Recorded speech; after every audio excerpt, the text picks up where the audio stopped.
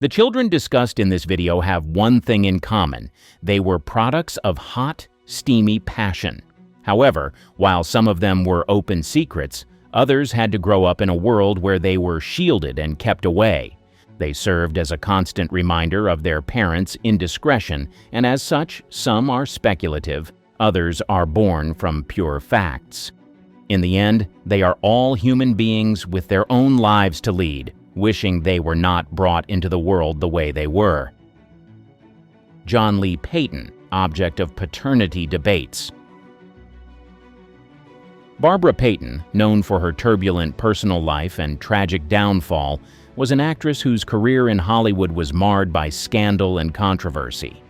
Born on November 16, 1927 in Cloquet, Minnesota, Payton's striking beauty quickly caught the attention of Hollywood, leading her to a promising start in the film industry. However, it was her off-screen life that often overshadowed her on-screen talent. Payton's most infamous relationship was with actor Tom Neal, a romance that was as intense as it was destructive.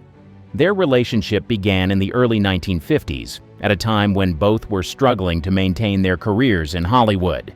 Neal, known for his tough guy roles, and Payton quickly became a hot topic in the tabloids, thanks to their volatile and often violent encounters. The couple's relationship reached a peak of notoriety in 1951 when Payton became involved in a love triangle with Neal and another actor, Franchot Tone.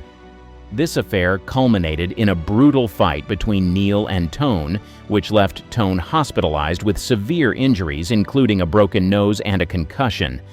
The scandalous incident was widely publicized, further tarnishing Payton's reputation and making her a tabloid sensation.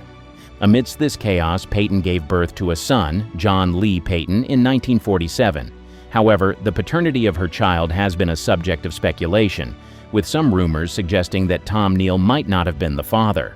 Regardless, John Lee Payton's early years were undoubtedly impacted by his mother's tumultuous lifestyle. The scandals surrounding her relationship with Neal and the public's fascination with her personal life ultimately derailed Payton's career.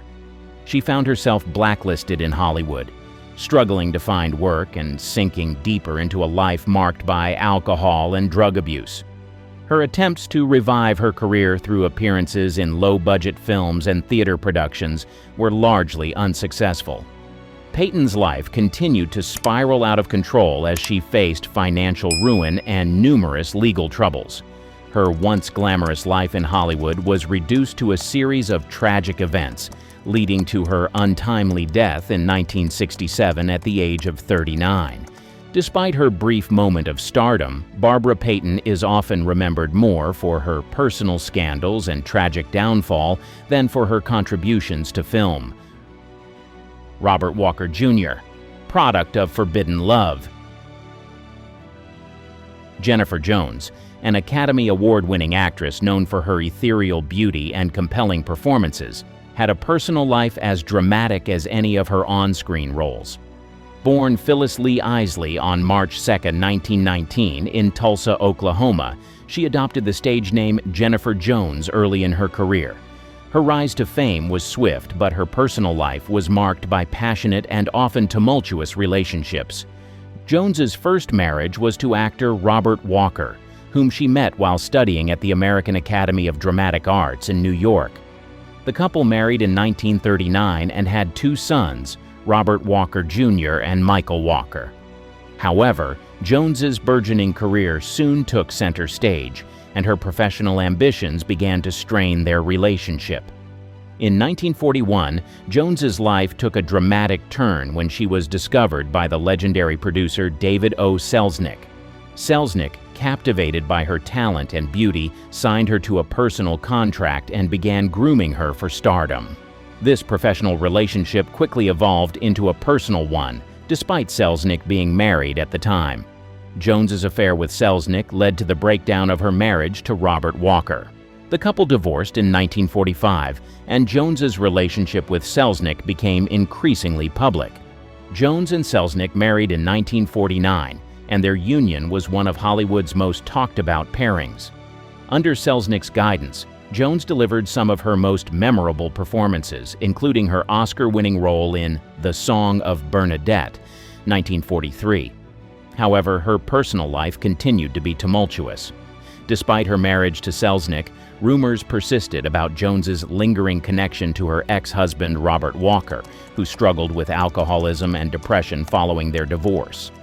Tragically, Walker died in 1951, leaving behind their 2 sons. Jones's son, Robert Walker Jr., followed in his parents' footsteps, pursuing a career in acting. He found success in both film and television, appearing in notable productions such as Star Trek and Easy Rider. His career, while not as high profile as his parents', established him as a respected actor in his own right. The relationship between Jennifer Jones and David O. Selznick remained a significant part of her life until Selznick's death in 1965. Jones, deeply affected by his passing, gradually retreated from the public eye. Her later years were marked by a few sporadic acting roles and a focus on mental health advocacy, driven by the tragedies she experienced within her family. Jennifer Jones's life was a tapestry of intense love affairs, personal tragedies, and professional triumphs. Her legacy in Hollywood is one of enduring talent and the complex interplay between her personal and professional worlds. Patricia Lake, daughter or niece? Marion Davies, born Marion Cecilia Doris on January 3, 1897, emerged as a luminous figure in the world of silent and early sound cinema. She captivated audiences with her comedic brilliance and dramatic flair. Initially stepping into the film industry with the help of her sister, who was also an actress, Davies quickly made a name for herself. Her talent and beauty secured her leading roles, making her one of Hollywood's most beloved stars during the 1920s and 1930s.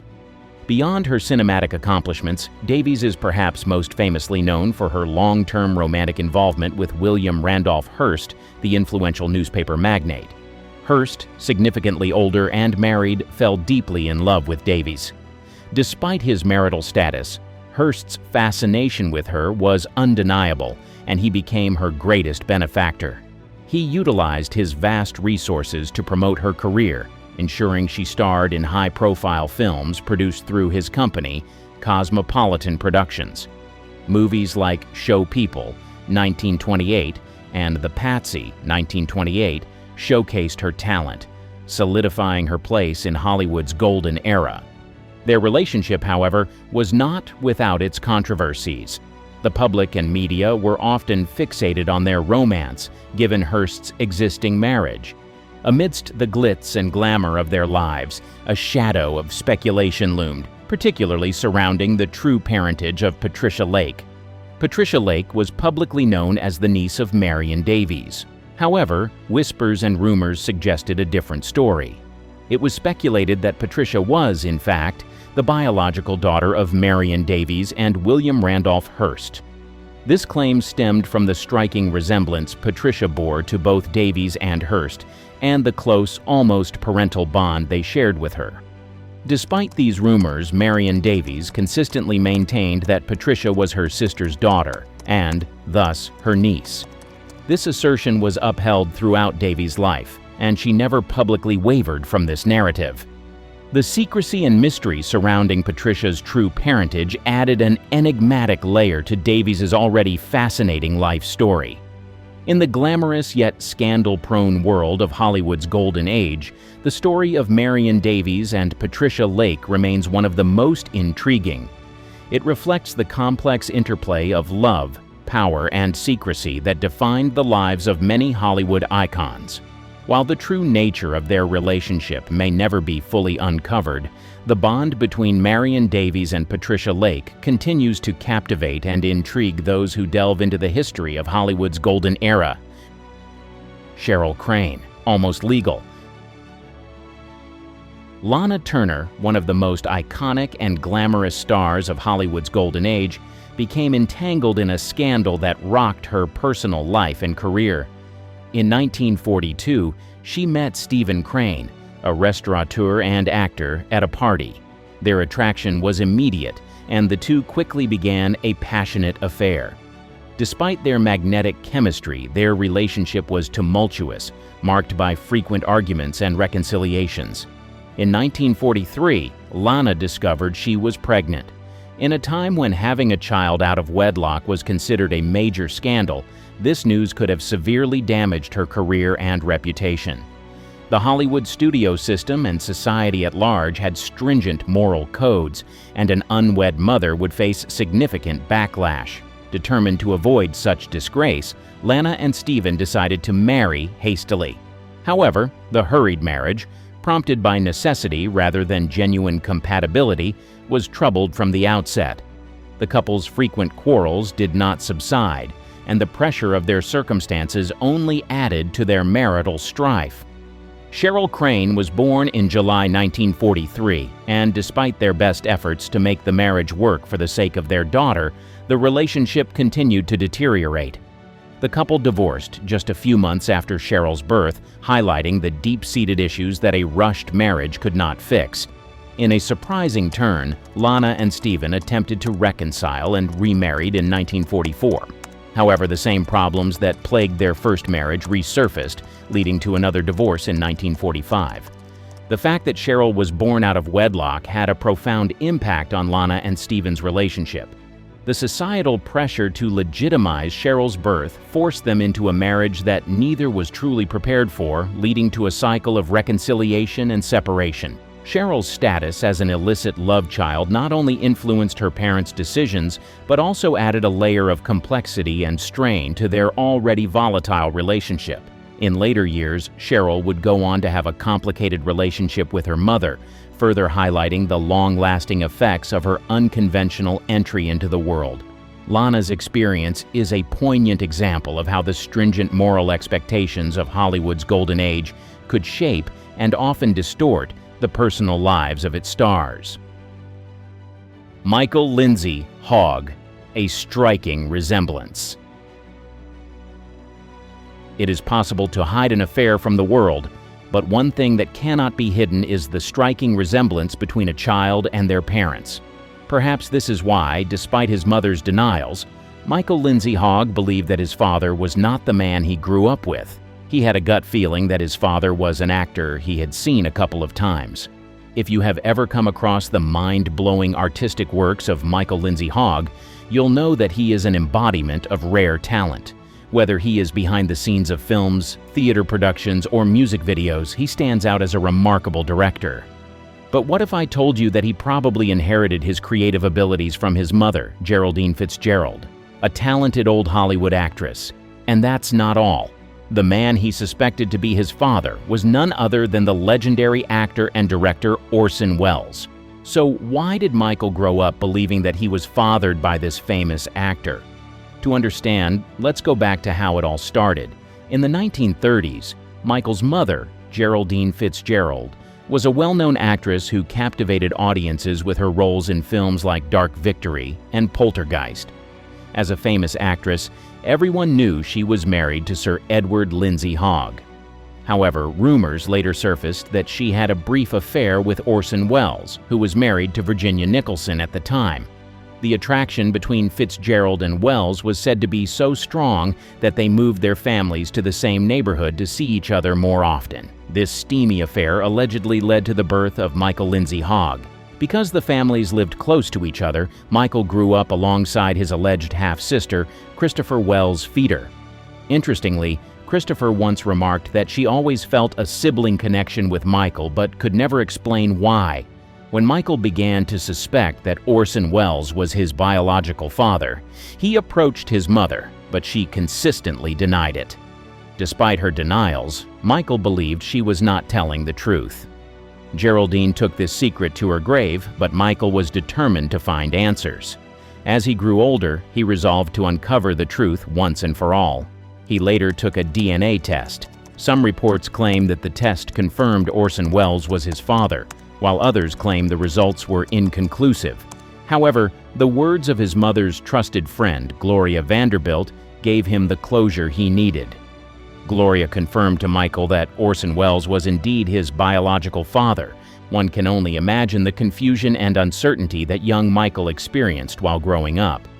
It is reassuring to know that he eventually found some closure about his parentage. Despite a tumultuous past and complicated parentage, Michael has grown to be a talented man. Michael Lindsay Hog is not like any other director. You name it, he's done it. Film, TV, music videos. Remember the Beatles' rooftop concert in Let It Be? Michael captured that magic. He also directed iconic Beatles promo videos for Hey Jude and Revolution. But it's not just the Beatles he's worked with. He's rocked with the Rolling Stones and jammed with Elton John, directing some seriously cool music videos. On the small screen, he has dipped his toes into classics like Brideshead Revisited and brought a touch of class to The Equalizer. And let's not forget his work in film, from the intriguingly titled Nasty Habits to the suspenseful The Sound of Murder. He's like the ultimate directorial all-rounder, spinning his magic across the entertainment universe for decades. Judy Lewis, The Secret Child. Judy Lewis's life began amidst one of Hollywood's most closely guarded secrets, involving two of its brightest stars, Loretta Young and Clark Gable. Born Judith Young in 1935, Judy Lewis would later become known for her resilience in the face of a complicated and deeply private family history. Loretta Young, a rising star known for her beauty and talent, was already an established actress when she and Clark Gable starred together in the 1935 film The Call of the Wild. During filming in 1934, Young and Gable embarked on a passionate affair. Their relationship was kept hidden from the public eye and meticulously shielded by Hollywood studios, which were keen to maintain the pristine images of their stars. The affair took a dramatic turn when Loretta Young discovered she was pregnant. In an era of strict moral codes and powerful studio control, the revelation of her pregnancy posed a significant threat to both her career and personal reputation. To avoid scandal and protect her career, Young retreated to Europe under the guise of a vacation, where she gave birth to Judy Lewis on November 6, 1935. Upon returning to the United States, Loretta Young faced the daunting task of concealing the truth about Judy's parentage. To the public, and even to Judy herself for many years, Young presented Judy as her adopted daughter, going to great lengths to ensure the secret remained hidden. Judy's true parentage as the biological daughter of Loretta Young and Clark Gable was not publicly acknowledged until much later in her life. Judy Lewis grew up navigating the complexities of her unconventional family dynamic. Despite the challenges imposed by the secrecy surrounding her birth, she forged a successful career in her own right as an actress and psychotherapist. Her journey to uncover the truth about her parentage and reconcile her identity with her Hollywood lineage became a poignant testament to the personal sacrifices and hidden truths of Hollywood's golden age. Tina Sinatra, The Secret of a Legend. Tina Sinatra's life unfolds as a poignant tale of love, secrecy, and eventual acceptance within one of Hollywood's most iconic families. Born on June 20, 1948, Tina's origins trace back to a passionate yet illicit affair between her mother, actress Ava Gardner, and the legendary singer Frank Sinatra. At the time of Tina's birth, Frank Sinatra was married to his first wife, Nancy Barbato Sinatra. However, fate intervened as Sinatra crossed paths with Ava Gardner during his work, leading to an immediate and intense connection. The affair between Frank Sinatra and Ava Gardner quickly became one of the most publicized scandals of the era. Despite the complexities and consequences, Ava Gardner chose to proceed with the pregnancy and named her daughter Tina. Throughout Tina's childhood, she lived with Ava Gardner and was raised without her father's presence. The circumstances of her birth remained tightly guarded, shielded from the media's scrutiny and societal judgment. Frank Sinatra, initially reluctant to publicly acknowledge Tina as his daughter, navigated the delicate balance between his public image and private affairs. Despite this, as Tina matured, Sinatra gradually came to accept her as his own. Their relationship evolved over time, blossoming into a deep bond characterized by mutual understanding and affection. As Tina became more involved in her father's life, Sinatra welcomed her into his family circle introducing her to his other children and gradually integrating her into his public life. Despite the challenges posed by their unconventional family dynamics, Tina Sinatra found her place within the legendary Sinatra family.